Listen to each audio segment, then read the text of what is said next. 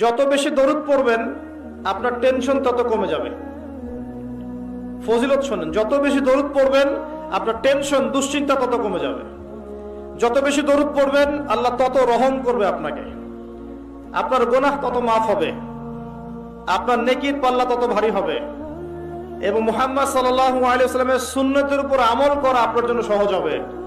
আর সবচেয়ে বড় কথা, কিয়ামতের দিন আপনার পক্ষে নবী সাল্লাল্লাহু আলাইহি ওয়াসাল্লাম স্বয়ং সুপারিশ করবেন ইনশাআল্লাহ, যদি আপনি বেশি বেশি দরুদ পড়তে পারেন। কমপক্ষে সকালে 10 বার এবং সন্ধ্যায় 10 বার পড়বেন আল্লাহুম্মা সাল্লি ওয়া সাল্লিম আলা নবিয়িনা মুহাম্মদ। আমি 3টা দরুদ পড়তে উৎসাহিত করি। একটা ছোট্ট দরুদ বললাম, আল্লাহুম্মা সাল্লি, বলেন আমার সাথে, আল্লাহুম্মা সাল্লি ওয়া সাল্লিম আলা নবিয়িনা মুহাম্মদ, এটা একটা। অথবা এভাবে বলতে পারেন, আল্লাহুম্মা সাল্লি আলা মুহাম্মদ ওয়া সাল্লিম, আল্লাহুম্মা সাল্লি আলা মুহাম্মদ ওয়া সাল্লিম।